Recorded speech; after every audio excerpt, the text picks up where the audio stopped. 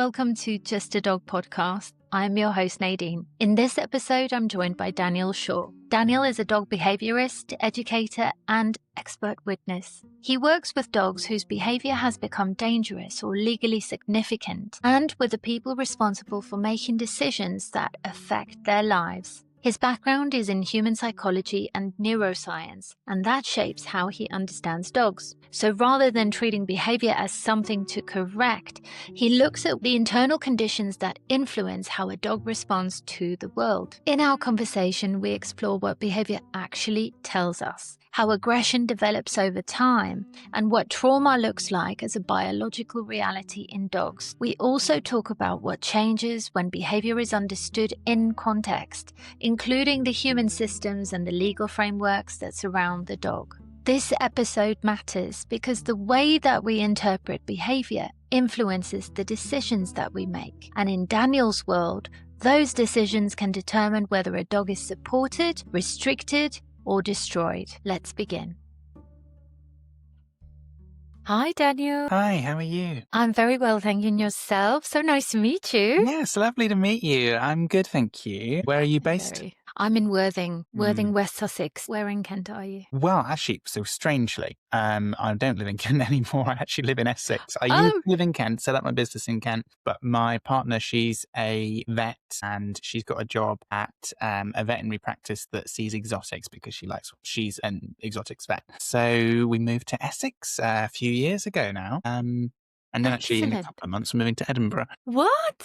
Yeah. Oh my gosh. What's taking you to Scotland? Another of her jobs, actually, she's got an internship at the Edinburgh Vet School to sort of specialise as an exotics vet. Wow, sis. Well, that's amazing that you're able to go with her. Yeah, it's a fortunate thing, isn't it, about what we do is at least it's sort of, you can move around nice and easily. Yeah, that's true. Do you consult at the moment and do you do it remotely? I do some in person, some remote, but I will mainly do remote in Scotland. And I see a lot of legal cases in the south at the moment, and there's not really anyone that does either behaviour or breed type identification in Scotland. So I'll start doing some of that for a bit. Yeah. Well, they'll be very lucky to have you, I'm sure. So, Daniel, firstly, I'm so happy to have you on the podcast. I've heard amazing things about you. I'd like to understand your journey and specifically your connection with dogs. I actually grew up in a dog-free household. So until I was about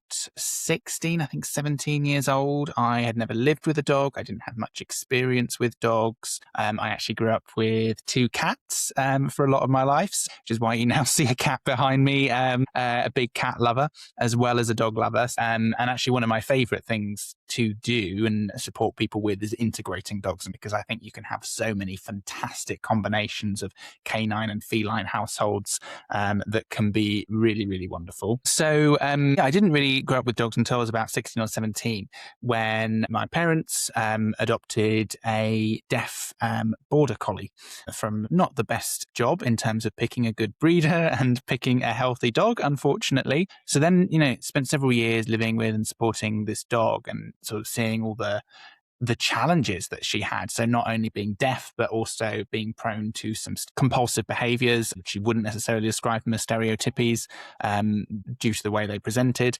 and supporting her with that. And really from there, that sort of piqued my interest in actually looking and thinking a little bit more deeply about animal behaviour, what motivates them to behave, how captivity and living alongside us in particular for dogs affects their behaviour and affects their behavioural profile and the difficulties they can have as a result of that. So, I was actually originally going to go and study English at university. I used to want to be an actor. And then I changed course on that and then went into study psychology. There were a few animal behaviour degrees around at the time, but I can't remember exactly, but a few reasons I didn't want to look at them. And I think another reason is I liked the broadness of psychology as a subject, because of course actually a lot of what is studied and looked at in psychology comes from studying animals and learning about how animals behave. Oh, I didn't know that. I mean, to some, obviously there are some elements that are more human-based, especially when we get into kind of psychotherapy and counseling and things that come more from humans. But actually, there's a lot of cognitive research and things that originated in research in animals. So it's actually looking at the sort of origins of some of this stuff is really interesting. And then there's also comparative psychology, which is kind of then going back to looking at how animals differ from humans. That's, super fascinating topic. And then I wanted to explore that a little bit more, particularly looking at the biology side. So I did a master's in neuroscience. And again, with neuroscience, even more so, I would say, than psychology, so much of the research in neuroscience is done on animals and involves animals. And actually, one of the reasons for that, unfortunately, is because we are prepared to do less nice things to animals than we would do to other humans. So again, sort of looking at all of that, using that as kind of a way to expand my knowledge of behavioral science and how dogs and why dogs behave the way they do in our sort of day-to-day life, our domestic dog in particular. So I suppose that's kind of the academic sort of side of the journey. And then, in the meantime, I was also sort of following up and doing lots of other sort of more dog vocational style courses as well to kind of learn about how dogs learn and how to train dogs and working with dogs. I spent a year working as a dog walker and then started doing some dog training and then ultimately kind of moved on to doing dog behavior work. I think I was always more drawn to behavior work in the sense that I was interested in two things, I suppose, helping people solve their problems, improving people's welfare, because actually it can be really tough living with a dog with behavior problems. It can be, especially if we're talking aggression cases, sometimes there's risk involved as well to humans in the household, and also helping dogs improve their welfare, because people often come at it from the point of view of, how does this behavior problem affect me? But in many cases, it's something that's affecting the dog's welfare and well-being as well. So I like to be able to work and help people in such a way that we focus on both those elements, making the dog's life better and also hopefully making the human's life a little bit easier. So yeah, and that's kind of what I've been doing for the past 5+ years, I think maybe 7 years now. We're on 2026. So yeah, 7 years really. And yeah, I set up a business in Kent. We've also set up a online education organization for dog professionals, the Brain and Behavior Academy. So balancing my work between sort of consulting and doing educational stuff for other professionals. Been fortunate to go to a few different places. Recently went to the Netherlands to do a seminar late last year. So yeah, lots of really exciting stuff, I think, in this industry. Lots of amazing people in this industry. And I suppose, yeah, all with that shared interest and shared love of dogs. So going back, when you were 16, 17, the border collie, what was her name? Her name was Misty. Misty. She was the reason why you're doing what you're doing today? I would say actually seeing the people work with her and seeing the behaviourists that we used and the team that we use actually work with her would be a part of that as well. And actually thinking about behaviour and what we can do to change animals' behaviour and improve their welfare as a process as well, being a big part of that. What kind of ideas did you have about dogs up until the point where you actually lived with one? And how did that change your perception of dogs in terms of who they are and what they need? It's a great question. And I think one of the challenges is really hard to retrospectively think about what did I feel about dogs beforehand. I probably am not the biggest fan of dogs beforehand, if I'm being honest. I like dogs now. I didn't really have many interactions. I'd interact with a few, and actually I'd had some really nice interactions with a few dogs, but I wasn't hugely interested in. So what changed? This is the thing I find so curious. What's the connection? What drives you? What connects you to dogs? So having worked quite closely with one dog, I think you start to see, how they can become that part of the family and become almost like that level of integration that you get with a dog that's so exciting and so fun to be able to go on a walk in the morning with them, to be able to go to different activities, go to friends' houses with them, do all this sort of stuff with them, and they just become such a close part of your family. And I think, being able to support people doing that in a way that supports the welfare of dogs and ensures people are safe as well is something I really love doing. Okay, so from a neuroscience perspective, how are we different to dogs and dogs from us? Yeah, and that's an interesting question. I mean, many ways we are very similar. We're all mammals. So we've all got that mammalian brain that actually looks quite similar. So if you put up a dog brain, you put up a human brain, they look fairly similar. And there's some differences you will notice immediately when you look at them is the frontal cortex, which is the bit that's kind of behind the forehead, behind the eyes, is less developed in dogs than it is in humans. So we've got this larger frontal cortex, and that is generally implicated in things like inhibition, controlling and regulating emotions, sort of forward planning, mental time travel, all these sorts of ideas that us humans are generally quite good at, being able to think, oh, what am I going to do in 3 days? Oh, what did I do 5 days ago? And what did I have for dinner last night? And that's a little bit harder for a dog to kind of see time in that same way that we do. So there's some differences there. And then structurally, there's some differences as well, because if you look at a dog brain, you'll notice that actually the way their spinal cord connects is quite different because of the way they're structured. Obviously, we are kind of upright, so our spine goes and our brainstem goes up into our brain here, whereas dogs kind of goes into the side almost of their brain. That's the best way I can describe it. So if you look at that, if you look at the two brains together, you'd see that difference. There's all sorts of differences in the way they kind of see and process stuff. I would say also one of the interesting things, I suppose, going beyond perception, we can talk about perception a little bit as well in terms of different visual perception, down to actually their eyes, I suppose, technically, rather than their brains, but, different auditory perception, again, down to their ears being able to hear slightly different frequencies to we can hear. But actually, if we go beyond perception and look at actually the way they process information, there are some things that we don't necessarily know about. So we don't really know too much about kind of dog's sense of sort of consciousness in the sense that we have as humans of kind of being aware of ourselves. Generally, people don't think they have a huge sense of that, but again, a really difficult one to study. So yeah, lots of differences that we can point to, but I would say, I suppose going beyond the differences, what excites me more is actually looking at the similarities between dogs and humans and the dog and human brain. And I think one of the biggest similarities is actually the way that we process emotions and the way that emotions present themselves in the brain and the way we respond emotionally to different stuff, whether that be we're looking at the positive emotions, looking at those experiences that we get when we're with our loved ones, when we're doing something exciting, when we're if we're a human, hopefully not a dog, we're getting some, nice snacks out of the cupboard. If we're a dog that's broken into the cupboard, maybe that's the same experience as well. So those kind of positive emotions and even the more negative things, our experiences of fear, our experiences of discomfort can be really similar as well, actually, in terms of what we're seeing in the brain, about the systems involved in that, the patterns of activation we get as a result of those sort of emotional responses. And that in a way means we are in a good place to be able to really empathize with our dogs and really try to understand what our dogs are going through when they are showing those signs of discomfort, when they are in an experience that they are enjoying, to be able to relate to them, be able to promote those sorts of experiences, to be able to facilitate them to have and enjoy those things that they do like in life as well. So I think both of those elements are really important to look at. Yeah, there are some differences. There are some things that we can't expect of our dogs, and it's going to be unfair to expect of our dogs. We can't expect them to understand if we've gone out for the day and left them at home and they've urinated in the house, to understand if we start telling them off for that we're trying to punish them for a wee that they've done like 4 hours ago. They're not going to be able to do that. They don't understand the idea of guilt. They don't understand the idea of things being morally wrong in that same way even.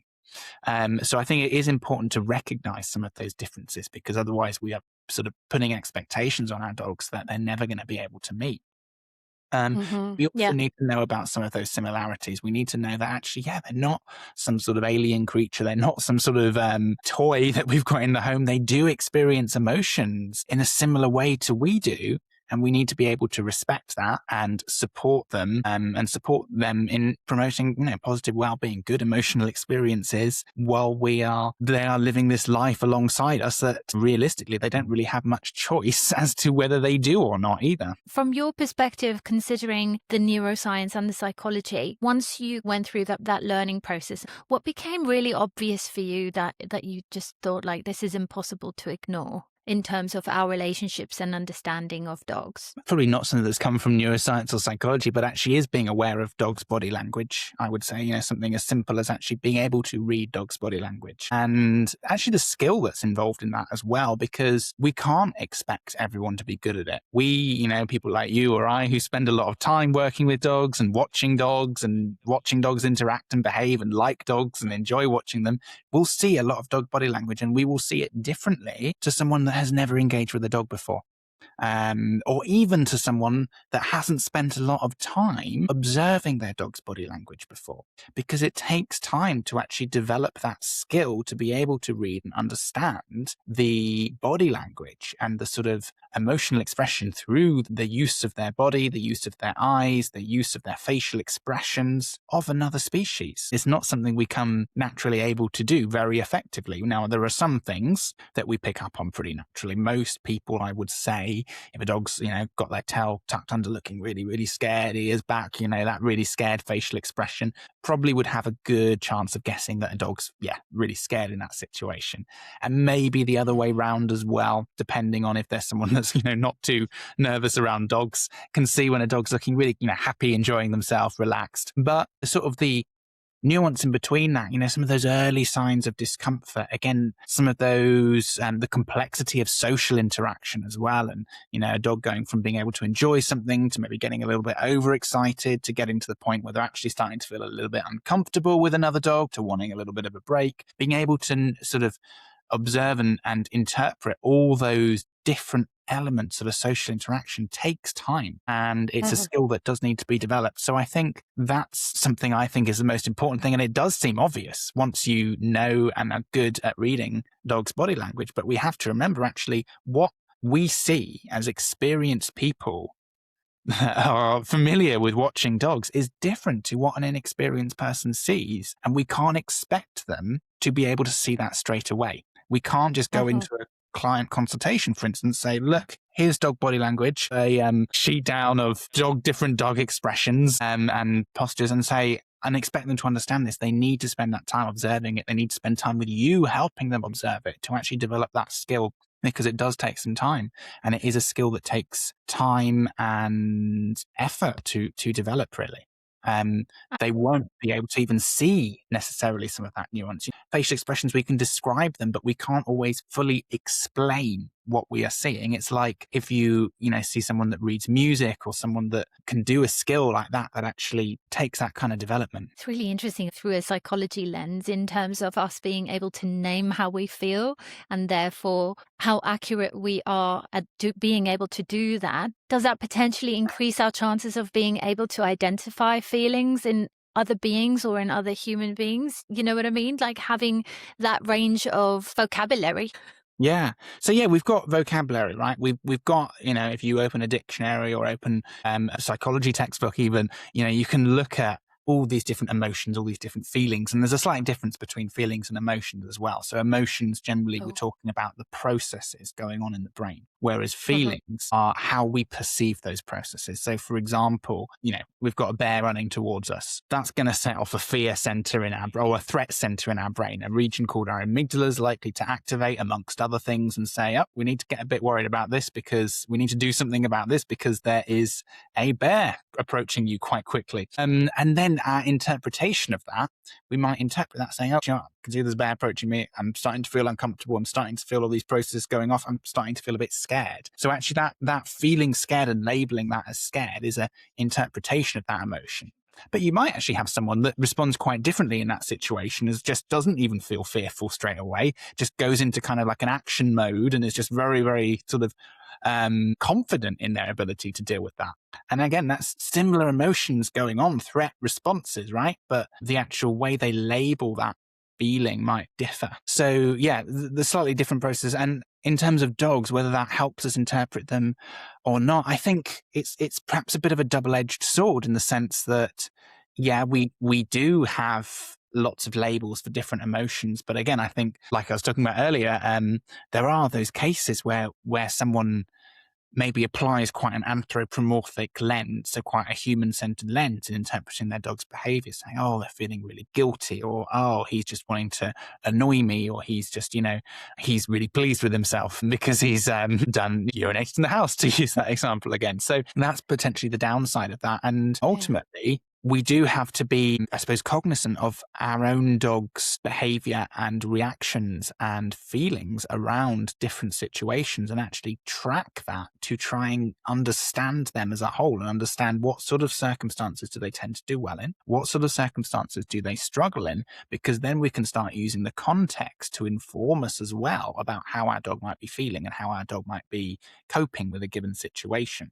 So I think, we can start really taking a lot into account to be able to say, actually, I'm going to look at the dog's body language. I'm going to take into account the context. I can even look at some physiological parameters like their respiration rate, what their eyes are doing, if their pupils are dilated or not, all sorts of things to really start to try and understand what's going on for our dogs in a given situation. What are some of the typical or more frequent, more common examples of inexperienced people identifying certain behaviors in dogs that perhaps is more harmful than helpful? Yeah, I suppose it's things that many of you or many of your listeners might have come across if for those of your listeners that are professionals working in consults. So sometimes it's things like really big one that's, I would say, maybe died down a little bit now, is sort of the old idea of dogs wanting to take over the household, the sort of dominance theory in practice, this idea that dogs are looking to be alpha dog within the human household and therefore will do things like jumping on the sofa or going through doorways first in order to establish their kind of rank in the pack. But there's no evidence to say that enforcing this idea that we are top dog over our dogs is firstly going to help with any behavior problems or make any difference to your life with your dog. And in fact, actually, it's often some of those recommendations are risking behavioral fallout, like things like alpha rolling or being very punitive towards your dog could all risk behavioral fallout. And actually, you could have a dog that ends up in a worse position as a result of that than before.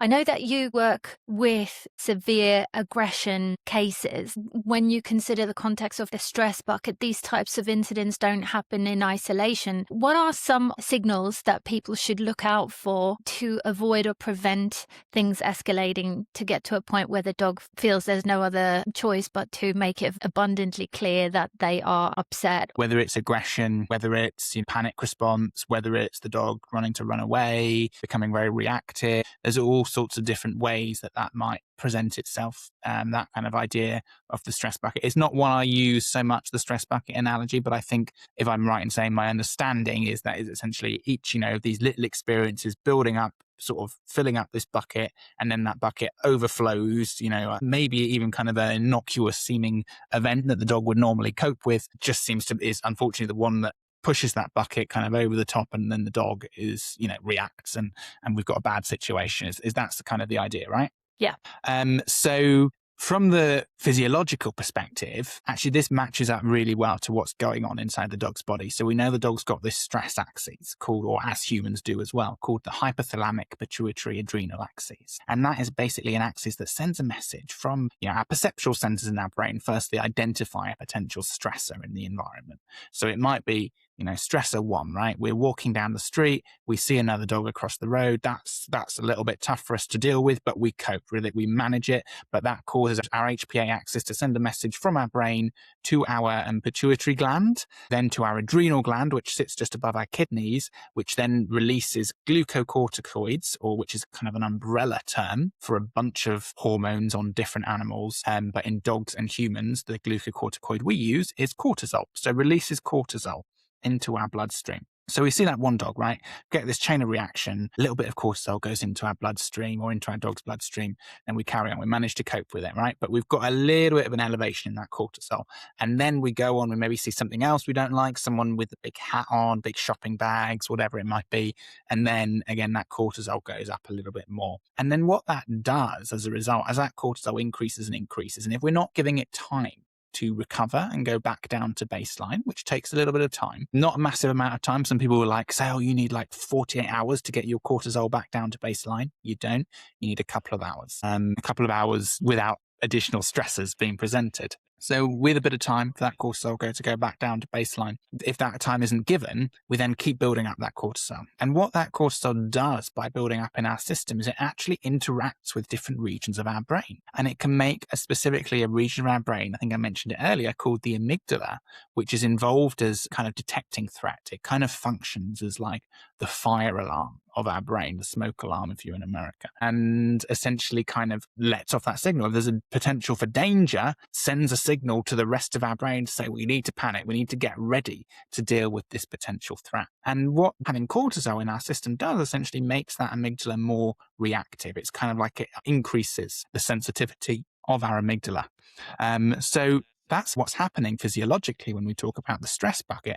Our cortisol is increasing, amygdala is getting ready to react and getting more sensitive, which means as we have more and more and more negative experiences, tough experiences, the dog's struggling to cope. You may not see the dog struggling to cope with it. We may not have a reaction, but as a result of going through those experiences, that dog might be becoming more likely to react to a future thing because their amygdala is becoming more sensitive and they're more likely to have a negative emotional reaction. In your experience, what are some ways that dogs communicate frustration? Frustration's a tricky issue, and it's something a lot of dogs struggle with because a lot of dogs, again, when we talked about this idea of dogs living in captivity, right? A lot of dogs don't have access to all the things they would want to do in a free-ranging environment, and we have to try and make sure we provide that. So that's step one, actually, is making sure we're meeting our dog's needs properly, making sure they're having the opportunity to eat and drink in a way that meets their natural needs. So being able to have a variety of food, I always think is really important, not just being stuck on one boring food their whole life. Because unfortunately, as much as we can, regardless of debates around diet and nutrition and what the best diet is for a dog, right?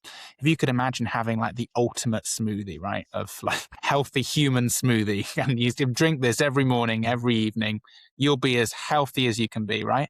We'd get bored of that quite quickly, right? We'd be like, yeah, I want something else now. Same for dogs, actually making sure even things like just their eating is we're offering that variety, that natural variety that dogs would have, because they have evolved as scavengers. They're omnivores, right? They scavenge, they potentially hunt as well. Free-ranging dogs don't tend to be massive hunters, potentially hunting as well. There's all sorts of variety in their diet. We know, actually, I can't remember the exact figure. I think maybe around 20%, something like that, of a free-ranging dog's diet is often about other animals' feces. So, there's a lot of variety. I'm not surprised. Yeah, I'm not surprised. Yeah, so thinking about, again, those core needs, so the ability to explore new spaces, again, that they're using their nose. We know they've got this amazing nose, their olfactory bulb. And I think I'm right in saying it. I would have to double check this because this is just literally just off the top of my head. But I think it's about 40 times the size of ours as humans. So the center in their brain that's involved in processing olfactory information is about 40 times the size of ours. Their olfactory world is next level. Olfaction being sensory smell. So each sensory modality, whether it be eyes, ears, nose, has a brain region that's involved in processing that information. So it kind of the decoder of that visual, auditory, olfactory information is their olfactory bulb that is really huge. So actually making sure we're providing olfactory opportunities for them, and actually making sure we're going beyond food with that as well, because we can get very caught up in food puzzles here, sniffing, scatter feeding treats, all these sorts of things, which are great for some dogs, but we also need to make sure we're given the opportunity to smell all sorts of different sensory experiences in the world, not just food-based. There's so many smells out there, different foliage, different animal scents and things to smell, all, different surfaces, different terrains, things at different levels as well, because if you start noticing it and thinking about it, we'll see that actually different levels give access to different smells. Let's do different terrains, let's do different sort of locations. So actually making sure they're getting the opportunity to do that. And really one of the best opportunities to do that is whilst out on walks, being able to go and sniff and being able to check out different spaces. And often new spaces can be really good for that, because that's where the dog might be less familiar with some of those local scents as well. So yeah, was thinking about kind of movement, exploration, all those sorts of things to really enrich their lives and meet their needs. Another really big one is, of course, dogs' social needs. They are very, very social animals, and they do tend to love humans. But I think it's really important for dogs to actually be able to interact with another member of their own species, and actually do that in a way that's not sort of uncontrolled and sporadic. Again, if you think of humans, like we don't like to just, if our only interaction with other humans was just being thrown into like a busy party full of people we didn't know, that's not the same as seeing your best friend every couple of weeks to hang out and do something nice. It's a completely different experience. So actually having long-standing friends is really important for dogs. And again, we often have to, as humans, facilitate that. They don't have the option to be able to go out, just leave the house, go and make a friend, go and get a cup of coffee with their friend on their own, do they? So we've got to facilitate that. So when we talk about frustration, that's always a key place to start, actually making sure we're meeting the dog's needs properly. And just to define frustration, I'm conscious that I haven't actually explained what it is. Generally, what we're talking about when we think about frustration, it's when a dog has decided to do something, or when an animal has decided to do something and something interferes with that goal. So it might be they've seen another dog they want to interact with and they start lunging and barking on the lead to try and interact with that dog. The lead, us as humans, we are the frustrator in that scenario. We are stopping them going up to that dog and saying hello to them, which the other dog may or may not appreciate. We don't know in this situation. So, and of course, sometimes we need to stop our dogs from doing that because we know a lot of dogs don't appreciate random dogs running up to them. But if we've got a dog whose social needs we are meeting well, that's going to decrease the chances of that occurring. And frustration can often result in what's known as sort of redirected behaviors as well. So that can sometimes be things like biting the lead, becoming quite explosive on lead, becoming hard to manage on lead. Often what I see in dogs that are quite socially frustrated. Being aware of that and trying to actually start with, as a kind of a starting point, thinking about how we meet our dog's needs. So those things that they see, another random dog across the park is going to be much less valuable if you're having lots of time to interact with a regular dog friend that you see on a regular basis. So you're not really socially frustrated. I don't think that there are many experiences or occasions where dogs are able to just go and meet each other, or you go on a Facebook group and you say, hey, I'm looking for a friend for my dog. Obviously, there's so much to choose from and it's very risky picking someone knowing that your dog's going to be safe and that your dog's going to like hanging out with that dog. What are some ways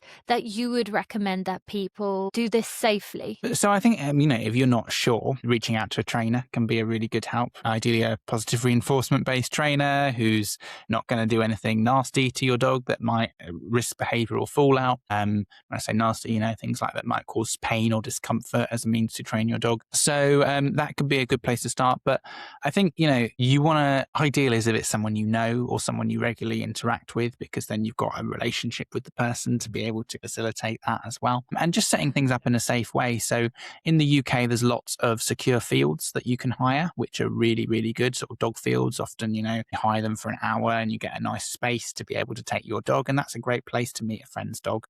If you're not sure about the dog, if you're unsure how things are going to go, some of those secure fields actually have like barriers at the entrance. So you can do a barrier controlled introduction to start off with and see how things are looking through there. If we're getting a lot of barking, then that can sometimes be an issue. We know a lot of dogs are more likely to react on leashed, so we try to go for off-leash introductions where possible, and a barrier is sometimes a really good way to be able to make an off-leash introduction safe. So we can meet off-leash, neither dogs are going to run away because they're in a secure field, and they can feel free in their movements. Again, if you're not sure, we can also look at things like muzzles when we get to that first level of introduction. Actually, having one of the dogs on a muzzle might not be too obtrusive for them if they've been trained to wear the muzzle, so it's not a distressing thing for them.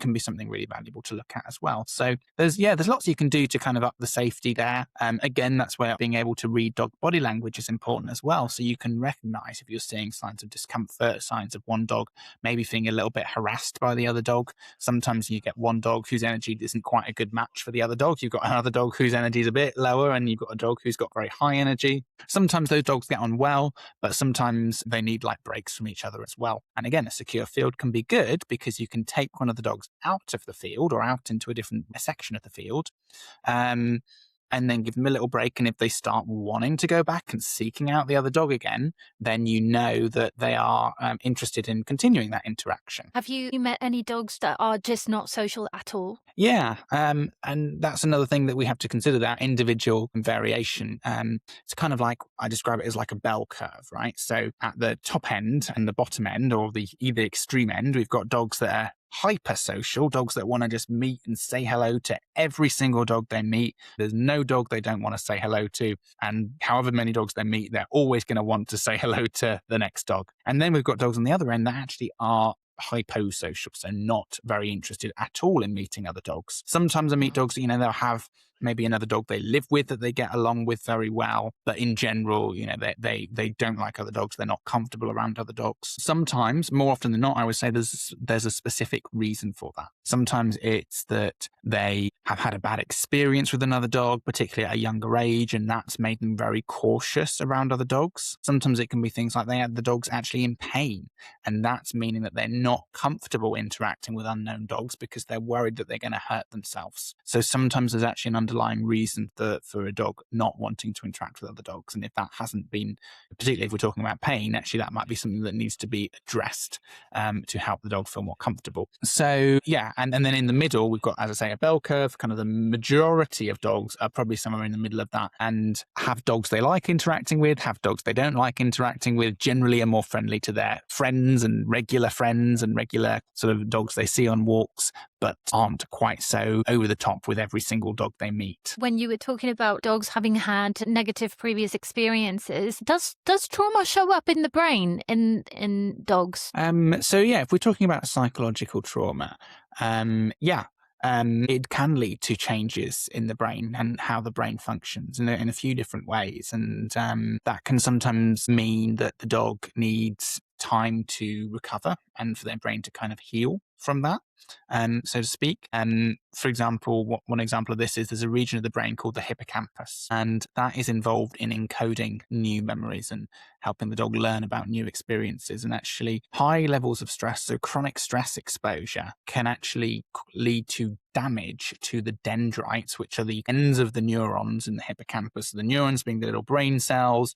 At the end of them, they receive incoming information from their dendrites, which look like branches of a tree. And those branches get damaged and sort of less de-expand, so there's probably a better term for it, but withdraw and don't function so well as a result of chronic stress. So that's just one example of how trauma can affect the brain. And when we remove that stressor and when we give that animal some time away from that stressor, we can often see recovery as well on that front, and the brain actually starting to function. And the hippocampus in this example starting to function better and more effectively again. But it takes some time. Often these things take time, and actually we have to recognize actually sometimes doing nothing and not actively working on a really complex behavior modification protocol, just managing your dog's stress, managing their day-to-day life to make sure they're having lots of good days, is a really important part of helping that dog recover from something like a psychological trauma. In a dog's everyday life, what are some ways that stress shows up that might not immediately be obvious to a human being? So yeah, stress is both a positive and a negative thing, in the sense that, if a dog goes and plays with their friends, that is more stress than just sitting at home, right? It's more demands on the body just being out playing with friends versus being asleep in their bed, right? And that doesn't necessarily mean that being out playing with friends is a bad thing. That stress isn't a bad thing. The dog's probably enjoying it, having a good time, but there's more stress on their body. So what we need to think about when we're thinking about stress, we don't need to, whether it be good, whether it be bad stress, right? Whether it be playing with friends or whether it be spooking at someone they saw on a walk, right?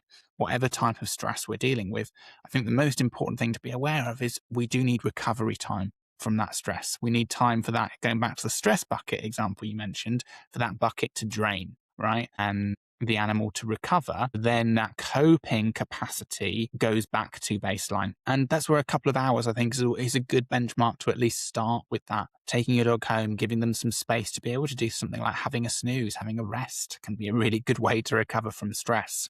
A lot of dogs really struggle with the fact they live in busy households and there's lots of movement, there's lots of action in that household, and being able to have recovery time where humans, actually, we all make an effort to kind of be a little bit more still. We're not moving around so much. The dog's not having to be like, where are you? Where are you? Where are you going? Where are we going now?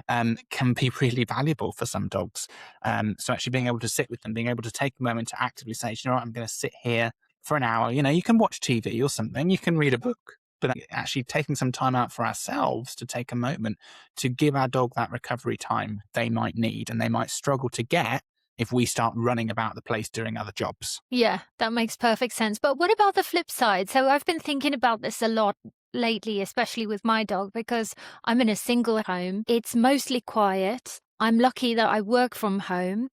And I find that she has plenty of time for decompressing and resting and all that kind of stuff. In fact, I worry often that she might be bored. And I do think I'm starting to identify boredom behaviors, even though we do enrichment, go on a nice long walk in the mornings, we've got a walk in the afternoon, we do kibble sniffs on the grass. I try and do as much as I can, but at some point I realize that perhaps because of her breed type might not be sufficient stimulation for what she actually needs.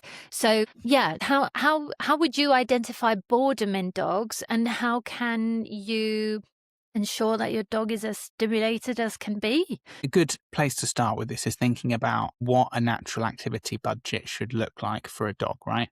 How much of a 24-hour period should that dog be awake, moving around? How much should they be sleeping? Actually, if you look at free work on free ranging dogs, they spend a lot of their 24 hours sleeping. It tends to be between about sort of 14 and 16 hours reported in some cases, right? So that's a starting point. And remember that when we're talking about sleeping, we're talking about kind of short resting periods throughout the day when the dog is taking a break, not moving. We're not just necessarily talking about overnight in one block in the way that humans do.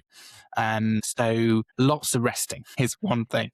And then that movement, I think movement generally comes to about 3 hours of moving time, right? And that's, again, thinking about, if you think about moving around the house, moving to go to the toilet, going in different, going for their walk as well, of course. This is where actually, if you're a starting point that can be really valuable, is actually looking at an activity tracker for your dog, so you can actually work out what your dog's activity budget is looking like in relation to something like a free ranging dog. So thinking about that kind of budget, thinking about how is this looking in relation to my dog? Do we need to give the dog more opportunities to be able to move around? Do we need to set up some more experiences for the dog that might sort of facilitate that as well?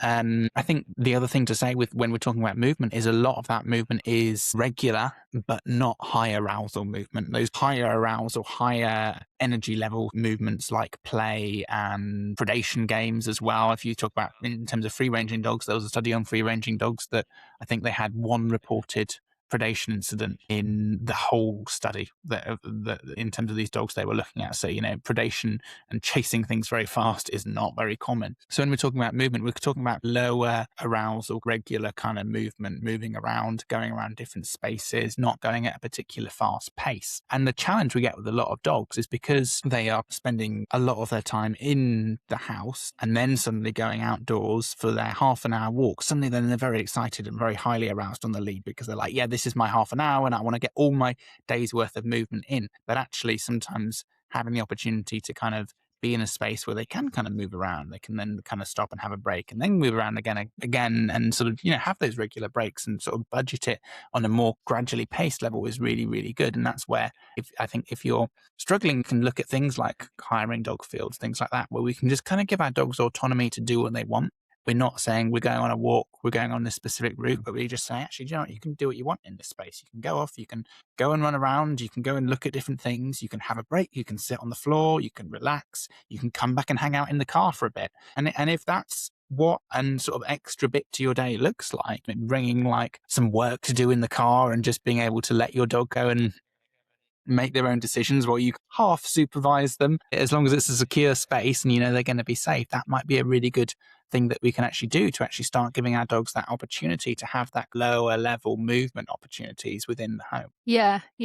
I've never thought about taking my computer and doing some work in a dog field, but I do take her to a dog field at least once a week. But yeah, what about some kind of mental enrichment activities that when I think of enrichment, please pardon my ignorance in this area, I'm not a professional, but like when I think about enrichment, it's like, okay, we're going to do enrichment now and then, dedicate X amount of time, like especially in your working day, lunch break maybe, where you're like, okay, 15-20 minutes I'm going to put some kibble in a towel and roll it up and you're going to try and sniff it out and get a little reward at the end. All of these are pre-planned, it's all set up. Or any kind of enrichment activities that you don't necessarily have to make time for, but that you can, like, I don't know, put throughout your home so that your dog is constantly stimulated, not constantly, but can be stimulated by their environment, even if it means they're not going outside? I don't know if I've thought out that question properly, Yeah, but so I suppose the only thing I can think of that I wouldn't recommend anyone puts around their home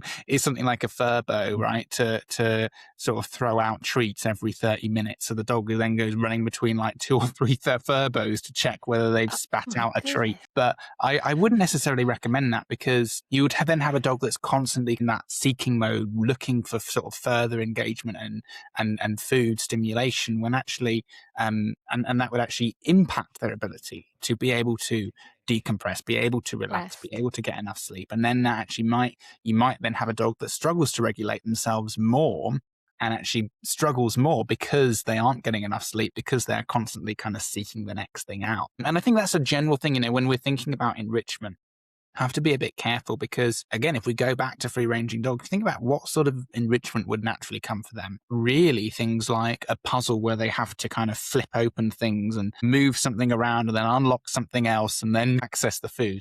Generally, once they've found the food, it's quite easy to be able to consume that food. It's more looking like the different ways you dissect it and the ways you kind of lick that little, yogurt pot or whatever you might be exploring. So actually looking at things where the dog kind of finds that and actually can just enjoy consuming that food for what it is, I think is quite valuable. Not something where the dog has to spend ages trying to access. They can see the food, but they've got to spend ages trying to access it, or knocking a wobbly thing over to spit out, one bit of kibble every 2 minutes. But actually something that's going to take them a little bit of while they actually consume and dissect that food, as their teeth are designed for them to be able to do. So that's where chews, bones, things like that are really, really valuable. I would love to learn a bit more about your work. You're an expert witness, is that correct? Yes. Yeah, so in what how does that work to a layman? Like, what does that mean and what does that involve? Yeah. So in the UK, we have the Dangerous Dogs Act, and we've got a few different animal-related laws and dog-related laws. The biggest one I interact with is the Dangerous Dogs Act. There's also things like the Dogs Act, confusingly different to the Dangerous Dogs Act, and the Animals Act. But the Dangerous Dogs Act, 1991, under which, if a dog is considered, or under Section 3 of which, if a dog's considered to be dangerously out of control in a public space, that dog can be seized by the police and potentially put to sleep. And as a result of that, often different parties, so it can sometimes be the prosecution party, that's generally the Crown Prosecution Service in the UK, or the owner of the dog, the defence's solicitors, that need the dog to be assessed to see whether that dog can safely go home or not. If the dog safely goes home, it might be under what's called a conditional destruction order, which sounds quite Yeah, really. intense. Yeah. But essentially what that means is the dog is not put to sleep. The dog's allowed to go home as long as they follow these conditions. And sometimes that can be, if the dog is got a history of aggressive behavior or something like that, then sometimes that might be something like wearing a muzzle. It might be something like the dog remaining on leash in public. It might be something like, sometimes we look at things like baby gates and gates being installed in the home to stop the dog running up to the front door when there are guests coming in. So all sorts of different measures that can just make sure that dog is not going to pose a risk to anyone, but can also go home. So essentially what I do, I suppose, is I'll get employed to those parties and I'll do a report. I'll examine the dog and meet the dog, do an assessment of the dog's behavior, which involves meeting the dog, getting as much history as I can in relation to the dog as well, and providing a report on any risks the dog does pose and whether that dog can go home safely or not. That's really interesting. I was speaking with Professor McCloskey because we were talking about artificial environments, specifically breed-specific legislation. He was explaining to me that it's impossible to research because of the environment, because dogs don't exist in isolation, because experiments have to be replicable, and then also there have to be humans around because nature for dogs is with humans. And there were so many different variables that he was talking about, which I found really interesting. So just thinking about your role as an expert witness, how are some of those assessments done, and what, in your experience, is the accuracy of them? So in terms of the assessments, when I meet a dog, I'll try and get a sense of how they handle the environment that they're in. So often that's an unusual environment, because if the dog's been seized by the police, they sometimes go to a specific assessment location, which is new to the dog. and they're meeting me who they've never met before. So actually how the dog copes with that, whether the dog is confident and able to meet me, if the dog is feeling fearful, I don't push the dog to do anything that they're too scared to do or they're not comfortable doing. And I just try to learn about them a little bit. What are they interested in? Do they like food? Do they like toys? What sort of things do they do? What are their arousal levels like in this circumstance as well? How do they respond to touch if they're comfortable with touch? How does that affect their arousal levels? Do they become very excitable around touch, very excitable around when they get food? Do they want to take it away? Or, if they get a chew, do they want to move that away and have to consume that on its own or on their own? So those sorts of things that we can look at just to tell us a little bit about how they respond to a new situation. I try and make it as low stress as possible and non-provocative and non-intrusive as possible as an assessment process. But in terms of accuracy, the research does point to that. There's not research in terms of sort of legal assessments in the same way so much, but there is research looking at dogs being assessed in shelters and rescues. And there was a famous paper that came out in 2016 by, I think, Patronek and Bradley. And essentially it was titled No Better Than Flipping a Coin. And essentially that is referring to shelter assessments and assessing dogs, or sort of one-off assessments in shelter, weren't very good at predicting how the dog is going to do in a new environment with a family, particularly these kind of provocative testing ideas of going in with, yelling at the dog, seeing how they respond to that.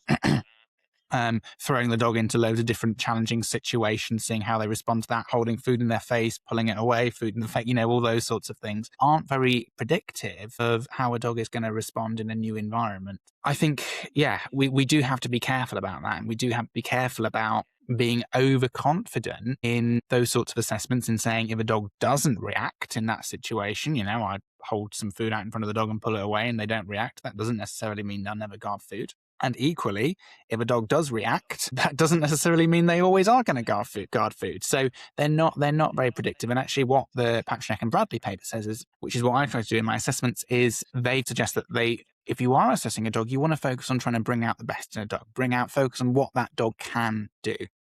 And that's going to give you the most information. But it is a really difficult thing. And I think if you've got a dog that has shown that they have the capacity to bite and injure people in a very, very serious way, that is going to be a big part of your assessment and telling you what sort of home environment, if any, that dog is going to be able to go back to.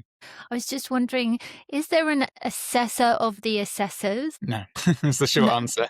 Oh, really? Wow. So how does one become an expert witness? So essentially, anyone that the court deems suitable to be an expert witness can be an expert witness. So essentially, when my evidence gets presented in court, the report I've done, the court have to determine whether they will accept that as evidence. I've never not had my evidence accepted by the court. Never been sort of, no judge has said, I don't consider this person an expert. And generally the guidelines the court have as to what they will consider an expert is both looking at qualifications and experience of that person. So, anyone that is qualified in working with dogs and suitably experienced in working with dogs is potentially suitable to be an expert witness. My personal feeling is I think it's useful to have some experience in sort of academic writing because it's quite difficult to know the style that the court like in terms of a report. Actually, stylistically, that takes a little bit of practice to get used to, and being able to integrate research as well appropriately. So you're producing the most accurate, research-based, scientifically accurate report possible is really, really important. Yeah.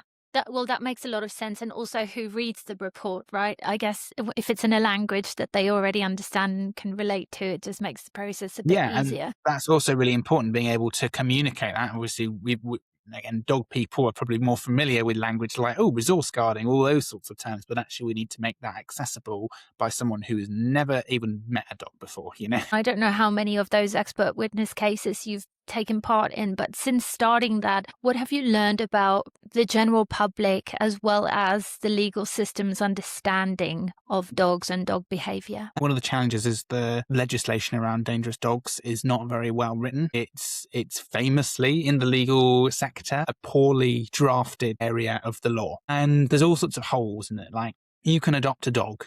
So, for example, when I talk about this is Section 1 of the Dangerous Dogs Act, which is specific breeds of dog, breed-specific legislation, which is very controversial. And it's got some serious holes in, amongst other issues, in the sense that the identification of banned breeds is done on breed type. So done on essentially the conformation of the dog. If the dog fits a particular conformation, then that dog is considered pit bull type or XL bully type. Have to be any genetics of a pit bull or an XL bully for a dog to be considered pit bull type. You could have a litter of dogs, some of which would be considered grow up to be pit bull type, some of which would not, with two non-pit bull parents, you know. So it's very difficult. So someone could adopt a dog. That dog could grow up to be pit bull type or XL bully type, and they would then be charged with owning a banned breed under Section 1 of the Dangerous Dogs Act, which seems really unfair given they purchased that dog as a puppy and they didn't know what it was going to grow up to look like. So there's all sorts of holes in it, and there's all sorts of like, well, when does that become a crime? How does this all work? What do we do about this? So it's really difficult, and yeah, it's a poorly drafted piece of legislation. Courts don't, I don't know what it's like in the human field, but courts don't really understand, I would say, in some cases, the research around dogs that well, in the sense that they are quite happy to listen to experts who aren't very up to date scientifically. Their methods are not so good as well.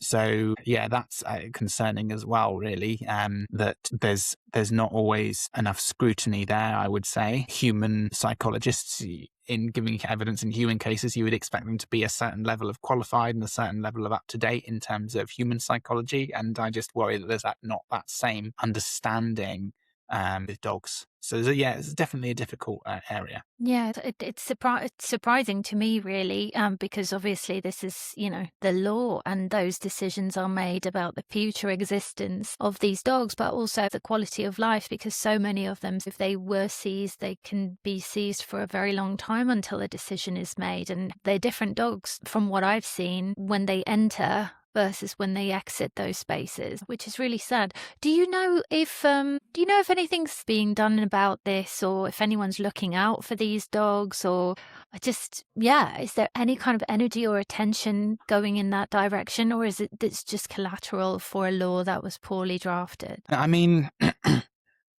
there's been so much, and particularly when it's talking about breed-specific legislation, there's been so much anti-BSL campaigning over the last 30 plus years now. And I think perhaps the closest people felt was in the sort of late 2010s. And then obviously a couple of years ago, the XL bully ban has come in, and another one's been added to Section 1 of the Dangerous Dogs Act rather than it being repealed or overhauled.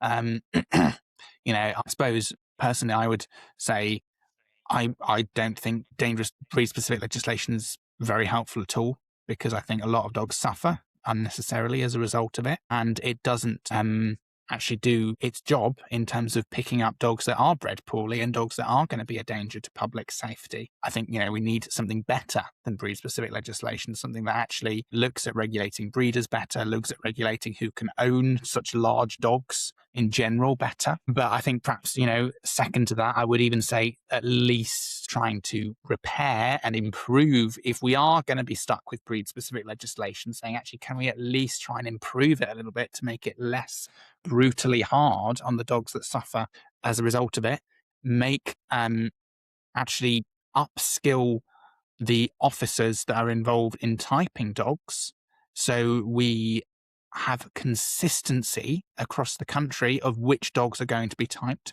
Because if you look at the dogs that are getting typed at the moment, a lot of them do not look like XL bullies at all, which again is so unfair on people. If you've got a large bull breed dog, just thinking, is my dog illegal? Is it not? It's not a good way to be living, being completely unclear and unsure on that. So I think, and actually, I would say probably also thinking about the rehoming element, looking at there being a safe legal way to rehome a banned breed as well. Because if you're unwell, if you can't take on your dog anymore, if you can't live, if you can't provide for your dog anymore, and that dog is a banned breed, then there's no way to rehome it under current legislation. So I would say, it would be lovely to see all those changes, but I don't think there's a lot of appetite for it at the moment. What is one of the most enjoyable parts of your job? I would say I love meeting lots of different dog trainers and dog experts across the world. For the last 3 years or so, 2023, 24 and 25, I hosted a conference in the southeast of the UK where we invited lots of amazing speakers, experts from around the world to come and present and talk and share their knowledge. And we had an amazing audience full of dog people coming along each year who I love being able to do that, meet different people, learn from their experiences, learn about their lives and the connection with dogs and why they like working with dogs. And I'd say for me, that's one of the most valuable parts of it, one of the things I enjoy the most. What do you hope to see? Let's say, for example, you continue to work with dogs for the rest of your days and this becomes your greatest legacy. What change would you have liked to see, let's say, in the next 10 to 20 years? Which changes? I think I'd like to see people focusing more on their dog's welfare in their home, thinking more about their dog's welfare, their well-being, as opposed to whether their dog's behaving or not.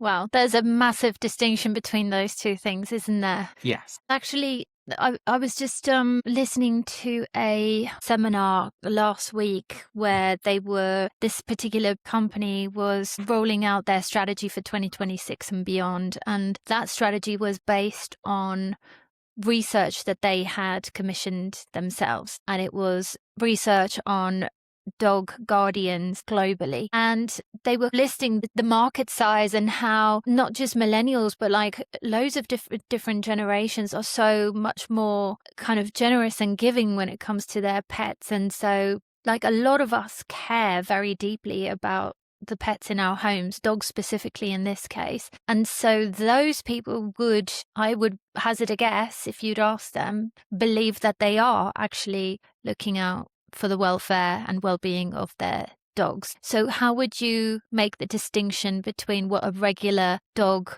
guardian considers to be a dog's behavior, like in isolation, a dog's behavior, a dog's welfare, and a dog's well-being? Like they might look at all of that as kind of more or less one thing or Yeah. not. So I think, you're absolutely right. And I think when we think about behavior problems, we can see them as symptoms in many cases of a dog whose welfare is struggling or they're struggling from the sort of well-being point of view. And actually being able to recognize that as actually, yeah, this is my dog telling me something about the environment that they're in isn't right for them at the moment. Whether it's that dog behaving aggressively, barking at people, lunging at people out and about, that's information that dog is not in a good environment. That's not an environment that's working for that dog right now. And we need to find a way to address that as a starting point. And if we are working on that behavior, if we are even working on changing that behavior, working on helping that dog become more confident and feel okay around strangers, as a starting point, we need to fix the environment. We need to get them out of that environment to start with, where they are being exposed to people they're not comfortable around, and then rebuild that longer term with the dog once they've got the strategies and skills in place to be able to deal with those situations. So I think for anyone, if your animal is doing something that you consider a behavior problem, just stopping for a minute and thinking about, actually, what does that tell me? What does that tell me about my dog's well-being? Or does it tell me that I need to actually do something, that I need to address something? Because lots of these things do happen for a reason. Dogs are good at communicating with us if we are able to actually stop and listen to what they're saying. Can you tie that back to an individual case or experience that you might have had? Because it almost feels like there's a visceral message, like, it feels like you've really connected with that message, that you want people to realize that there is a difference between these two things, behavior and work. So many cases that I see, Really? so many cases, people feeling like their dog's doing something to annoy them, that they're doing it because they're undisciplined, doing it because they don't respect them, and they're doing it because, doing something particularly, aggression, separation concerns, all those sorts of things, compulsive behaviors as well, repetitive compulsive behaviors are happening in the home, all those things, people interpreting that as the dog being naughty and the dog being badly behaved, and actually not being able to look at the deeper meaning that might be behind that behavior, the deeper reason that might be contributing to that behavior, whether it be the dog feeling really uncomfortable in those circumstances, or the dog being really fearful, the dog being unhealthy in many cases as well. So many behavior problems are actually linked to health as well. So, just so many cases with so many examples to